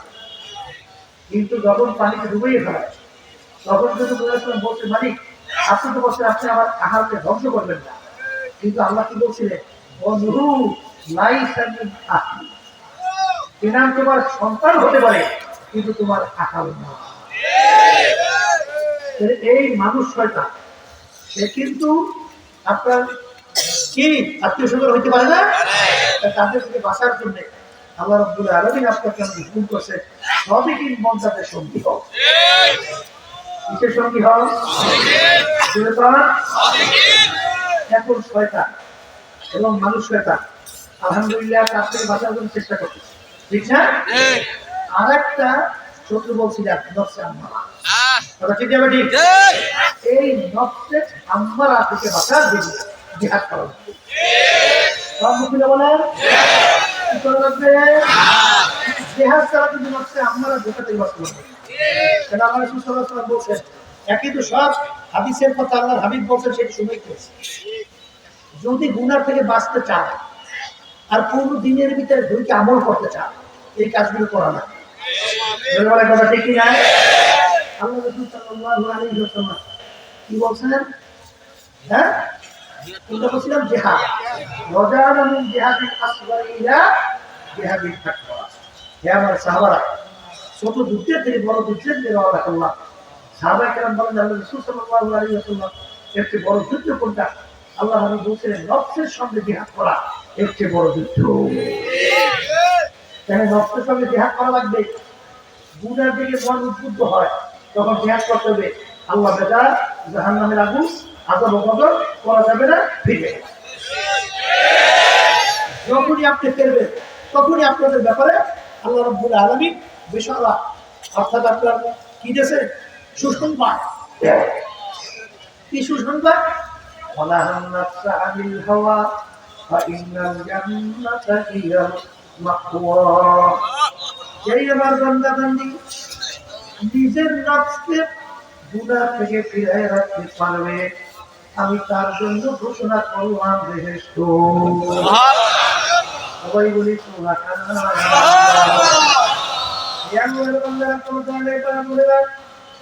জিহাদ করা লাগবে। জিহাদ ছাড়া কোনোদিন তুমি নফসের আক্রমণ থেকে বাঁচতে পারবা না। কথা ঠিক যাবে ঠিক? আমরা আপনার রহমাতুল্লাহি আলাইহি একটা ঘটনা অনেক সময় শুনাইতে, ওই আল্লাহর বান্দা ফজরের পরে মামলার হুকুম পালন করার জন্য জিকির করার জন্য যখন বসলেন, রাত্রে খানা খায় নাই, ওদিকে পেটেও বড় ক্ষুধা, ওদিকে গরম রুটিওয়ালা রুটি নিয়ে যায় আর জোরে জোরে বলে গরম রুটি, গরম রুটি। নফস বলতেছে তোমার পেটে বড় ক্ষুধা, তুমি আগে রুটি খাও, তারপর তুমি আমার মালিকের জিকির করো। কিন্তু আল্লাহর বান্দা বলতেছে হে নফস, আমি আগে আমার মালিকের জিকির করব, তারপরে আমি খানা খাবো। কিন্তু এক পর্যায়ে নফসের সঙ্গে পাইলা ওঠে না, যদি পেটেও বড় ক্ষুধা। এক পর্যায়ে যত্ন সহকারে বলে তু মেরা ক্ষুধা নেই, মাই তেরা বন্ধা নেই। হে নফস, তুই তো আমার ক্ষুধা না, তোর কথা আমার ভালোই লাগবে, আর আমি তোর বান্দাও না যে আমি তোর কথা মানবো। এমন ভাবে জোরে জোরে বলা শুরু করলো, এলাকার কিছু লোক শোনাই সে তার উপরে আক্রমণ করে, কত কাফের হয়ে গেছে, আল্লাহ কি মানে না। নাউযুবিল্লাহ। বাজান বিদ্যু আনন্দ দিনদার তারা এসে দেখে লোকটাকে তো মনে হয় দিনদার, তাইলে ব্যাপারকে এই কথা কেন বললো? তখন বলে ভাই আপনি এই কথা কেন বললেন? তখন বলে হুজুর আমি রাত্রে খানা খাইনি, এত বড় ক্ষুধা, আমি আল্লাহর হুকুম পালন করার জন্য হজরের পরে আমি মাওলার জিকিরের জন্য যখন বসছি তখন নফস বলতেছে গরম রুটিওয়ালা যায় রুটি খাও তারপর তুমি জিকির করো, কিন্তু আমি বলে বলেন না আগে আমি আমার মাওলার জিকির করবো তারপরে আমি রুটি খাবো, কিন্তু ওর সঙ্গে পাইলে উঠি না। তখন আমি বলতেছি আমি তো তোর, আর তুই তো আমার খোদা না, আমি তো তোর বন্ধা না যে তোর কথা আমার মানেই লাগবে না, আমি আগে আমার মাওলার জিকির করবো এরপরে আমি খানা খাবো। মান আরাফা নাফসাহু ফাকাদ আরাফা রাব্বা, যে নিজের নফসের পরিচয় লাভ করতে পারবে সে আমার মালিকেরও পরিচয় পেয়ে যাবে।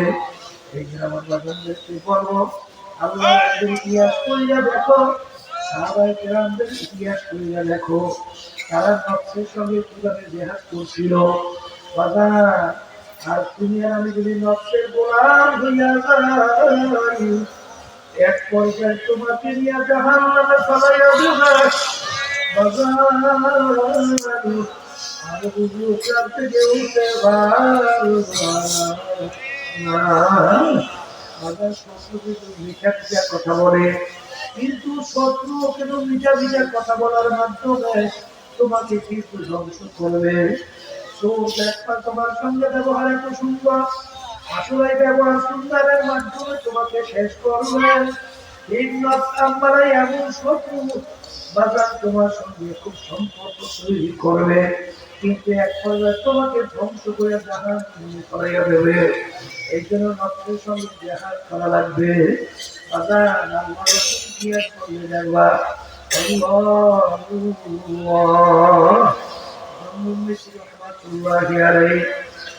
রাস্তা দিয়ে বাজারের পাশ দিয়ে যায়, দেখে জামার ভিতরে সুন্দর সুন্দর আঙ্গির, আরে এত সুন্দর ফল, তার মন চায় একটু ফল খাবে, কিন্তু পয়সা নাই কি দিয়ে খাবে। দেখে বলে ভাই আমাকে একটু ফল দাও, বলে হুজুর পয়সা কোথায়? বলে আমার কাছে টাকা নাই, বিনিময়ে তুমি আমার জুতা গুলো রাইখে তুমি আমাকে ফল খাওয়াও। হুজুর জুতার বিনিময়ে ফল দেওয়া যাবে না।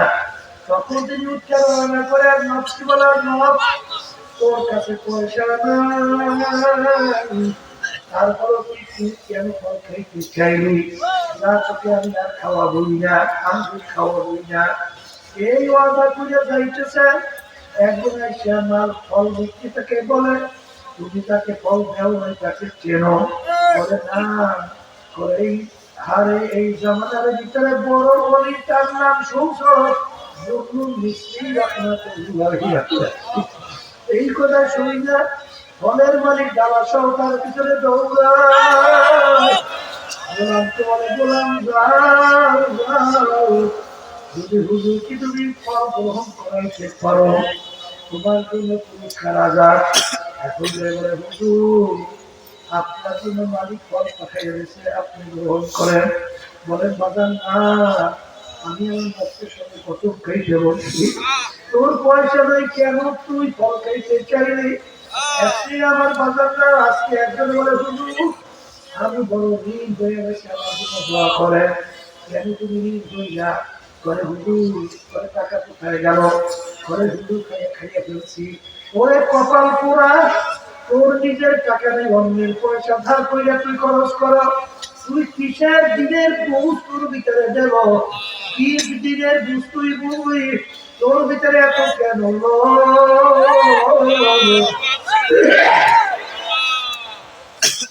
আল্লাহু আল্লাহ। একজনের পিতার ভিতরে আসছে বাজার আখেরাতের ব্যাপারে তাকানো লাগবে আল্লাহু আকবার নিচের উপরের দিকে, আর দুনিয়ার ব্যাপারে তাকানো লাগবে নিচের দিকে। এক শ্রেণী আমার রিক্সাওয়ালা বাজানরা বাজার রাস্তা রিক্সা চালায়, ঢাকার ভিতর লোকে অনেকে 10 তলা 5 তলা বিল্ডিং, তার কোনো সাংসদের অভাব নাই। সে তো আফসোস করে আর বলে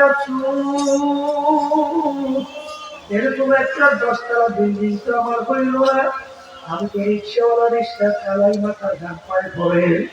আরে এই আফসোসের মাধ্যমে তোমার 5 তলা বিল্ডিং কিন্তু হবে না, কিন্তু বরং তো তোমার অন্তরে কষ্ট লাগতে থাকবে। কথা ঠিক না ঠিক? কিন্তু বাজান তুমি নিজের দিকে তাকাও যে আরে আমি তো রিক্সা চালাই, আমার হাত পাও ভালো আছে, আমার মালিক তো অনেক মানুষ, তাদের হাত নাই পাও না।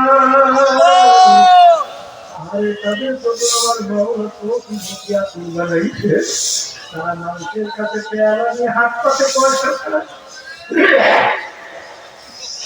আমার মালিক তো ইচ্ছা করলে আমাকে এরকম হাত পায়ে ছাড়া মানুষ বানাইতে পারতো। আরে কত মানুষ আজকেও দেখলাম আসার সময় আইলেন্ডের ভিতরে পয়সা রয়েছে, চেহারা দিকে তাকানো যায় না। মোর কোথায় বাড়ি, কোথায় ঘর, কিন্তু আমার মালিক তো আমাকে তোমার কাছে দান করছে। আরে শুক্রিয়া আদায় করো, এখন দুনিয়ার দিক থেকে তাকানো লাগবে নিচের দিকে, আখেরাতের ব্যাপারে তাকানো লাগবে উপরের দিকে। আরে এক শ্রেণী আমার যুবক বাবারা, এক শ্রেণী মা বোনেরা, বাজার এক শ্রেণী উঠতি বয়সের আমার মেয়েরা, তারা সুন্দর মতো পর্দা অনুযায়ী চলে, 5 ওয়াক্ত নামাজ ছাড়ে না, আরে কোরআন কারীম তেলাওয়াত করে, আল্লাহর ওলিদের কিতাব পড়াশোনা করে, মালিকের সঙ্গে বৈশাখ থেকে দুর্বেলা করে। আরে এখন আমার মেয়েরা তোমার যদি আমার ওই বোন আল্লাহর হুকুম দাবি করে করতে চলতে পারে, আমি কেন পারবো না? আরে ওদিকে 5 ওয়াক্ত নামাজ ছাড়ে না, আর আমি কোন জিনিস আমাকে বাধা দেবো, আমি কেন করতে পারবো না? এইভাবে মনটাকে তৈরি করিয়া তুমি জিহাদ করো।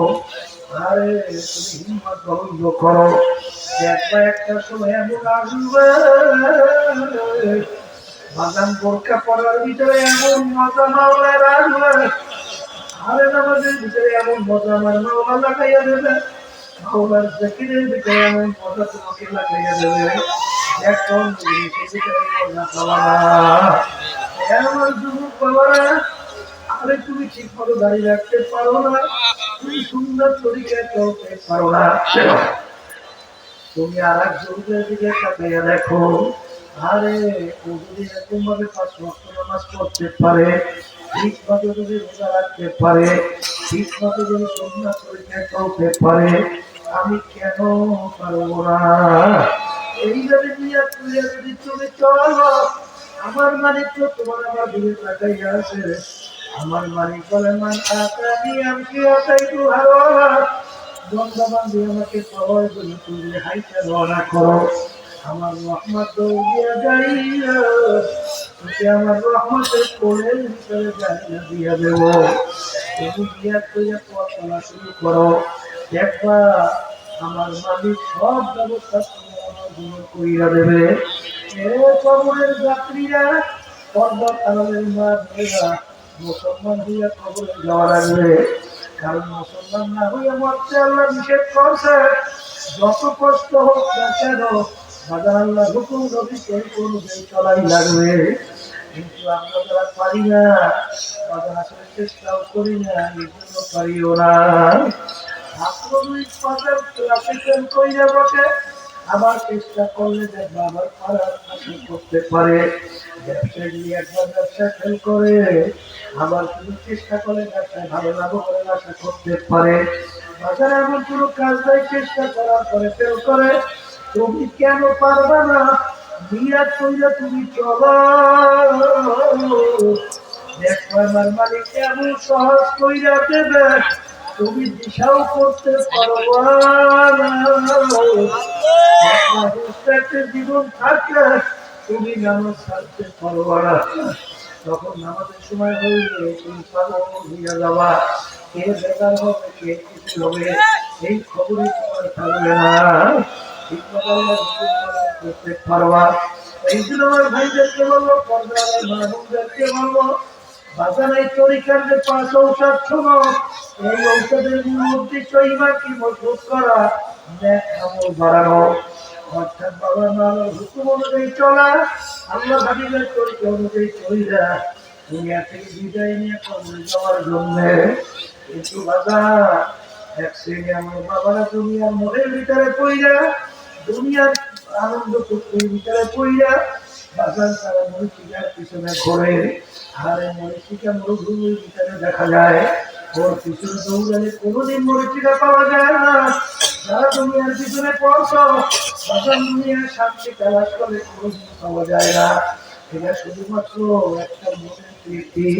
ওই আমাদের বরিশালের বাগান আশেপাশেই একটা জেলায়, সেখানে একজন নেতা শুনছি অন্নদলীয়, তার মাইয়া নাই, পোলা নাই, বোন স্ত্রী কিছুই নাই, কিন্তু ওদিকে ঘুষ নেওয়ার ব্যাপারে মোটেও কমতি নেয় না, অর্থাৎ টাকা নেওয়ার ব্যাপারে মোটেও কম নেয় না। আমি একদিন জিজ্ঞাসা করি ব্যাপার কি, তার তো সংসার নাই, বাচ্চা কেউ নাই, কোনো স্ত্রীও নাই, এরপরে ঘুষের ব্যাপারে কেন এরকম শক্ত, টাকা মতো কেন ঘুম নেয় না? পরে তিনি একটা রুমের ভিতরে টাকার বান্ডিল সাজাইয়া টাকাই বেড়াচ্ছে, মাঝে মাঝে তালা খুলে একটু তাকাইয়া টাকা দিয়ে আমার বের হইয়া আসে। কিন্তু একদম পাগল, এ দুনিয়ার পাগল আমার বাবারা, এ পর্দার মা বোনেরা, এ পর্দার মা বোনেরা, এ আল্লাহর বান্দারা, আজকে সৌন্দর্যের পাগল হইলাম, সম্পদের পাগল হইলাম, ক্ষমতার পাগল হইলাম। আমার আব্বাজান রহমাতুল্লাহি আলাইহি বলছেন, বাজান ডাকাইতের দলের সরদার ওর কত খাওয়ায়। বাজানের দলের লোক যদি কোনো অন্যায় করে, অনেক সময় গুলি করে মাইরা ফেলায়, অনেক সময় বিভিন্ন শাস্তি প্রয়োগ করে, কিন্তু আমরা কি করি, সরকারি কতক্ষণ পুলিশের হাতে অ্যারেস্ট হওয়া পর্যন্ত। যখন পুলিশ হাতে অ্যারেস্ট হবে, বুক দিয়ে যখন ওকে লাগতে পারাবে, হাত দুপুরি যখন ভাইয়া ফেলবে, কোথায় গেল আর সারগিরি, কোথায় গেলি সরদারগিরি, তখন সব শেষ হইয়া যাবে। আজকে চক্ষু খোলা দুনিয়ায়, আজকে আমি পরিচয় দেয়, আমি কেউ পরিচয় দেয় আমি মুক্তি, আমি তো হাসি, আমি সুন্দরী, আমি অমুক অমুক অমুক অমুক, আমি অমুক 5টা বাড়ির মালিক, আমি সভাপতি, আমি মেম্বার, আমি চেয়ারম্যান, আমি এমপি মিনিস্টার, আমি বড় অফিসার, আমি অমুক বংশের, আমি অমুক ডক্টর, আমি অমুক পণ্ডিত। খবরের বাড়ি এই পরিচয় কয়েকদিন চলবে। আজরাইলের হাতে সবার পর্যন্ত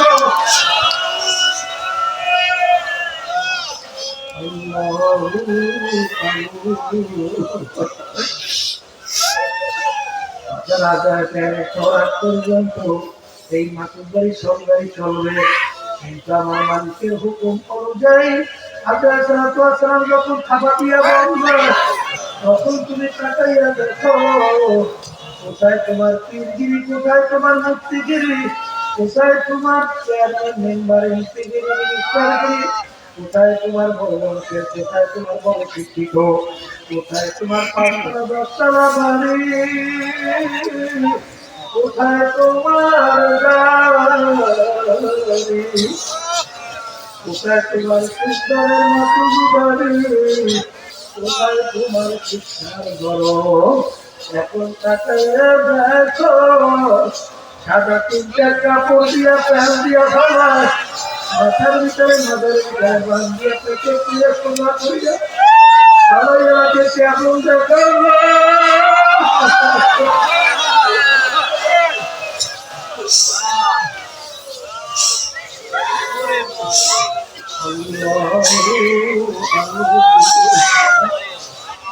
এখন তাকাইয়া দেখো, এখন তাকাইয়া দেখো, এখন মোটেও তোমাকে ভয় পায় না। আমার দাদা রহমাতুল্লাহি আলাইহির কথা শুনছিলাম। হে দৃশ্যা, হে দিছি, হে কালেক্টর, হে মেম্বার, হে চেয়ারম্যান, হে এমপি, হে মিনিস্টার, আরে তোমাদেরকে একটা কথা জিজ্ঞেস করি, আজকে তোমাদের বন্দুক নিয়ে পাহারা দেয়, আজকে তোমাদের কত ক্ষমতা, তোমাদেরকে আমাদের একটা সেলুট দেয়, বিভিন্ন তোমাদেরকে সম্মান করে। হে কালেক্টর, হে ডিসিএম মিনিস্টার, যদি তোমাদেরকে বন্দুক নিয়ে পাহারা দেয়, তোমাদেরকে সেলুট দেয়, তোমাদেরকে জিজ্ঞাসা করি, তোমাদেরকে ছোট একটা মশাই কি ভয় করে নাকি? আমাদের তো মশাই ভয় করে না। হে কালেক্টর, হে জমিদার, হে আরে জমি, হে টাকার মালিক, ক্ষমতার মালিক, আজকে সাধারণ দুনিয়া একটা মশাই তোমাকে ভয় করে না। আর যদি তুমি মুসলমান না হইয়া বেনামাজি হইয়া তুমি যে আল্লাহর হুকুমের বিরুদ্ধাচারণ করিলা, আল্লাহ হাবিবের তরিকার বিরুদ্ধাচারণ করিলা, তুমি যদি কবরে যাও, ওই কবর মেরা পয়সা, ওই কবরে মেরা পয়সা তোমাকে ভয় করবে। এরকম বিরাটি তোমার কাছে কি আছে? হে কালেক্টর, তোমরা হইয়া কবর যাও, ওই কবরে কিন্তু বন্দুক নাই, পাহারাদারও নাই, কেউ নাই, তবে কিন্তু তোমাকে ভয় করে।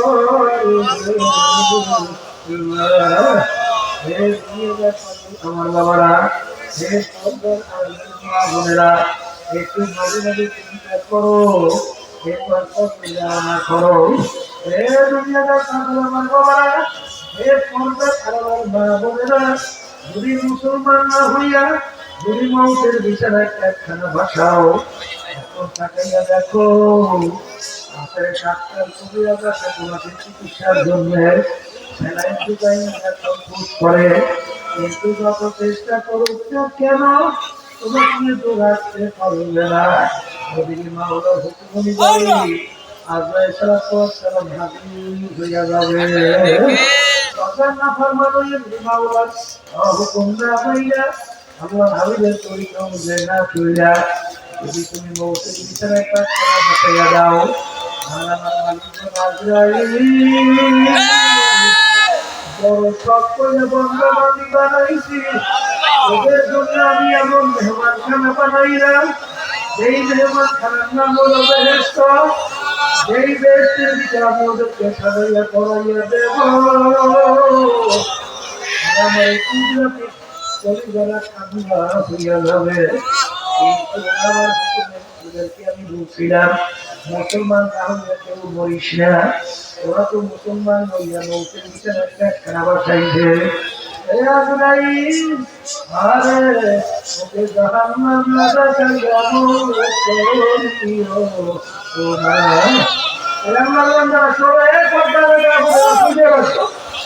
আপনার যারা তোমার তোমার মাঝে তার মাথা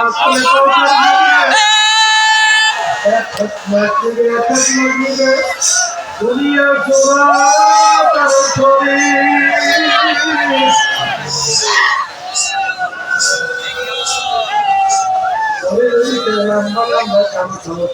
প্রথম নীল মতো দিঘির মতো বাগান ওই কালো করো প্রথমে গোড়া দিয়ে আপনাদের চিন্তা বাড়ি রাখবে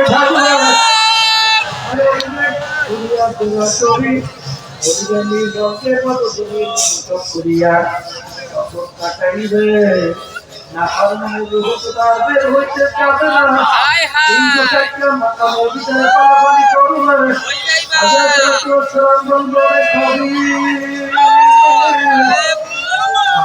জীবনের ভাবে দুনিয়ার ভিতরে স্বাধীনতা পাইয়া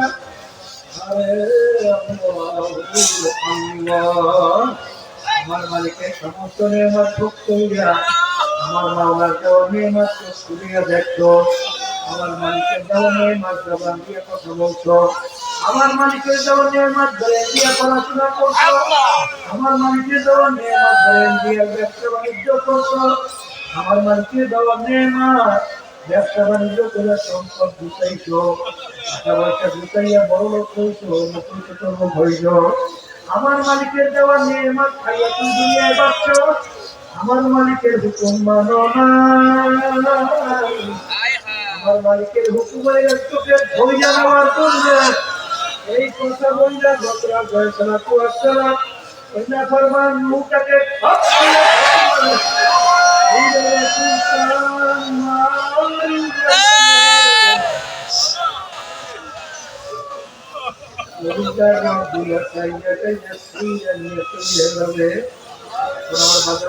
বলবো এখন তাকাইয়া দেখো না ফরমান দেখবে জাহান্নামের দরজা গেছে, জাহান্নামের আগুন ঝাল ঝাল করে জ্বলতেছে, জাহান্নামের সব কিছুগুলো ধুইয়া নাফরমানের দিকে তাকাইয়া এই অবস্থা দেখতে চলবে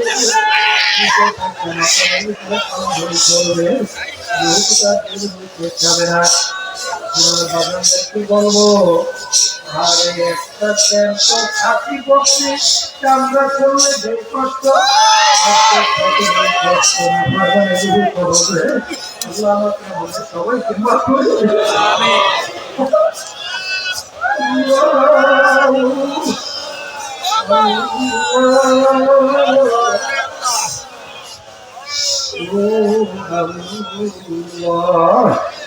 আর যদি চিন্তার হইয়া যখন বিছানা শুনতে পারো, আরে মায়ের দুধ যখন সন্তান দুধ পান করে, মায়ের দুধ দিতে থেকে বাইরে হয়ে গেলে মায়ের অনুভব করতে পারে না, এরকম হারে মুমিন বন্ধুবান নিজের এই বাইরে হইয়া মারা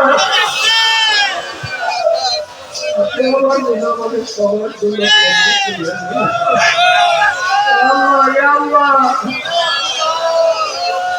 আমাদের কবুল করে নেয়।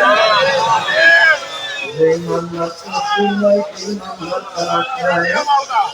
আল্লাহ বলে ইতিহাস করলে দেখবে তারা কিন্তু কানতে কানতে মামলার কবর হয়ে যাবে। দাদা সাহাবায়ে কেরামরা কানতে কানতে মামলার কবরে গেল, আল্লাহর ওলিরা কানতে কানতে মামলার কবরে গেল। সেই মামলার তসবির না তারা কিন্তু খালাস নাই। যদি মুসলমান না হইয়া যদি মৌতের বিছানায় প্রার্থনা ভাষাও, এখন তাকাইয়া দেখো তোমাকে 3টা কাপড় দিয়ে প্যাঁচ দেবে, এরপরে 2 পাতা গরম করে তোমাকে গোসল করাইবে। স্বপ্নের রূপ দেখতে আছে, বলতে তো কিছু পারে না। এরপরে তোমাকে কাপড় পরাইয়া হাতের ভিতরে উঠাইয়া নামাজ নামাজ পড়াইয়া হাতের ভিতরে উঠাইয়া কান্দে তুলে কবর নিয়ে রওনা করবে। বলে ভাই তোমরা আমাকে কোথায় নিয়ে যাও, হে আমার সন্তান তোমরা আমাকে কোথায় নিয়ে যাও? আপনার কবরের পাশে রাখো দিয়ে রাখবে, দেখে কবরের ভিতরে সাপগুলো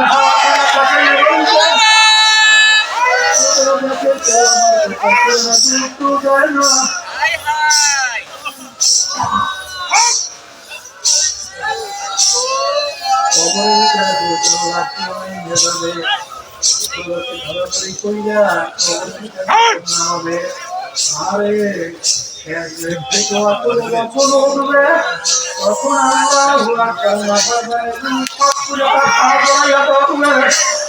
আই তোমার কাগজে আমাকে একটা লাইতে যাইও না,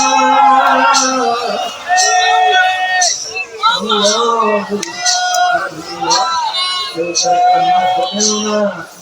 লাগে না। এই গর্ভের পর বড়টাও শুরু হয়ে গেল, এরপরে মাটির পর মাটি।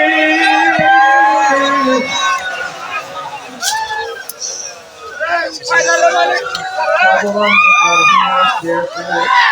এখন যাকে কোনো উপায় পায় না, এই তো আমার কথা শুনলো না, এখন দিদি হারাইয়া এখন আল্লাহকে ডাকি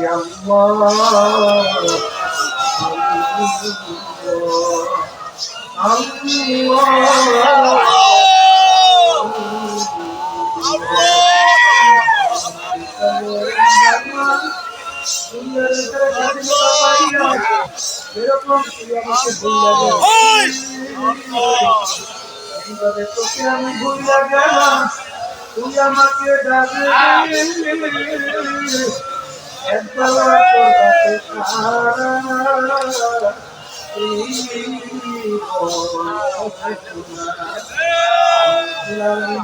কবরের মাটি আমার সমুদ্রের মাটি খাইয়া আমার হুকুম মানে নাই কবরের মাটি এমন ভাবে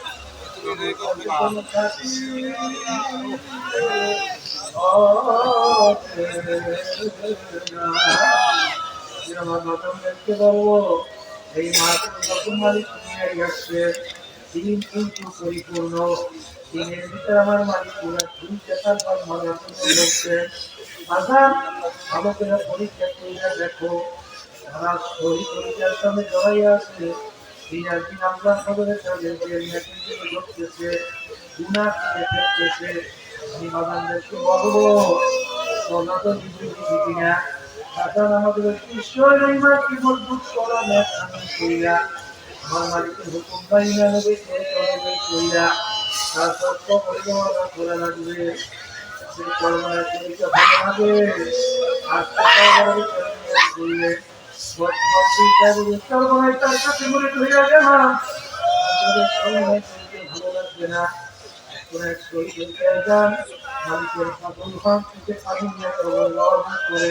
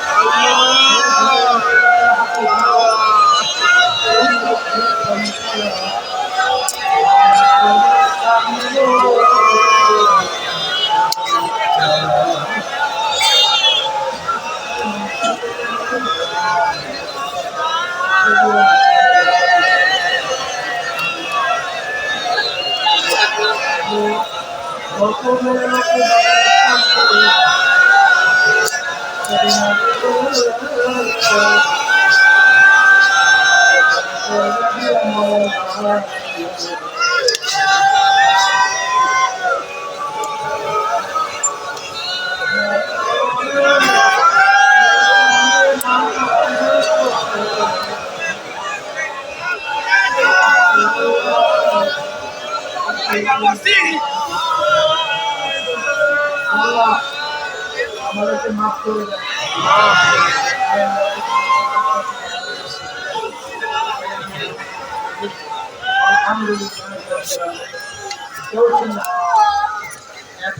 আলহামদুলিল্লাহ